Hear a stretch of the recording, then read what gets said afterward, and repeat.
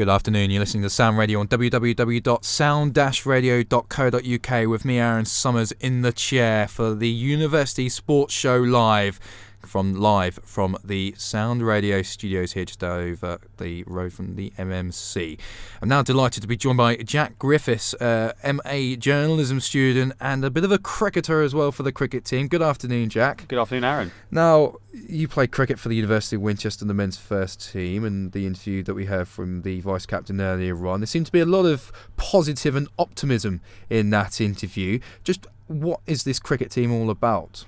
Well, the cricket team has improved immeasurably in the last 4 years. I mean, last year we got promoted in the indoor season, and this year expect to struggle in the Division 1, but we performed fantastically, winning 4 out of 4, and we've got possibly a title decider next week away to Compton, so hopefully that can go positive result for us. Yeah, and as I mentioned in the pre-bit, that you don't play in the Bucks League. Now, I understand you play in the Bucks League in the summer. So what do you do over the winter in the indoor league? What kind of league is that? Well, the indoor league's just a local league playing against local teams, but it is still as competitive as Bucks would be.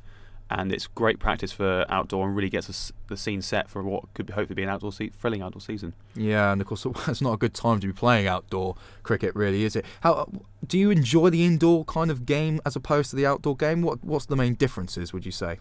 Well, to be honest, I don't play too much indoor at the moment, being the Masters, sort of take more of a backseat, but yeah, our players have been fantastic this year, and it really is a good preparation for the outdoor season, improving every aspect of the game, and really gets the team closer together. And in training as well throughout the winter, just gets the team bonding and just the ability to be recognised for the summer season. Yeah, we've got a text in from Matt, who's a second-year art student, very quickly as well on this interview. He says, "Why did you get into cricket?" Well, to be honest, personally, I was always a footballer, actually, back in my youth. But when I was sort of 15, 16, I started playing cricket, which will probably explain my dodgy action, which you may see one day.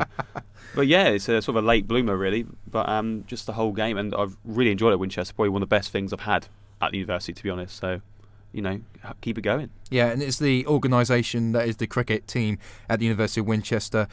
Any good at all? Oh, the way it's improved in the last few years, I really can't. It's immeasurable. I really can't give it justice here. Just social-wise and ability-wise, we've come on so much in the last 4 years, and I can't stress that enough. Yeah, and this cup decider, obviously, it's good for the university, it's good for the press. It'd be good to get a good crowd down there. What ways of the team trying to promote that? Well, we always have our Twitter feed going and our Facebook group as well, but also we'll be promoting it hopefully on Sound Radio and similar, and then get a good crowd down there, and if we win, it could be the title in the bag without counting my chickens too quickly.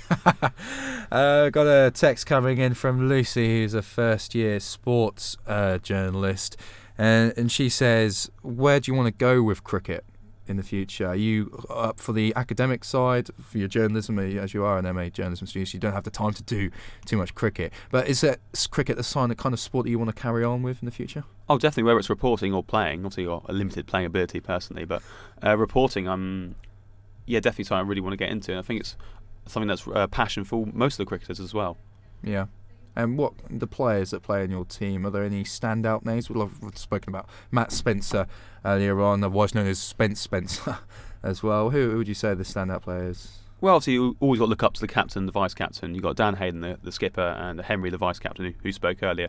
And they're good players. I mean, I was very happy they were promoted to captain and vice-captain. And also it's been great to secure the services of Dan Scott Ham for another year, retaking his third year. So fantastic to have him around again. And for the batch of new freshers, a lot of them looking good there. So it's really an exciting time for Winchester. Talking about the freshers, obviously with the university teams, you always get the influx of freshers coming in every year. And sometimes you can argue that it can be quite disruptive to the current setup.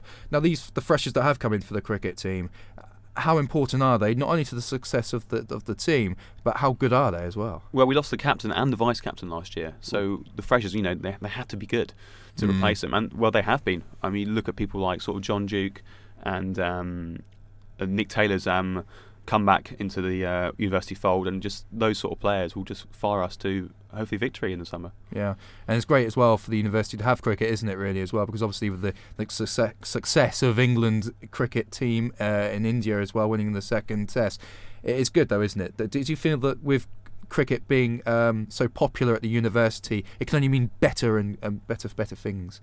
Oh, definitely. A second 11 could possibly be in the pipeline soon, but I think we're an integral part of the university, and we've just been realising this in the last few years. There's been a constant increase in our appearances in socially as well as on a team sort of things as well. Yeah. Well, thank you very much for that, Jack. You'll be presenting the news and the sport again at 3 o'clock, won't you?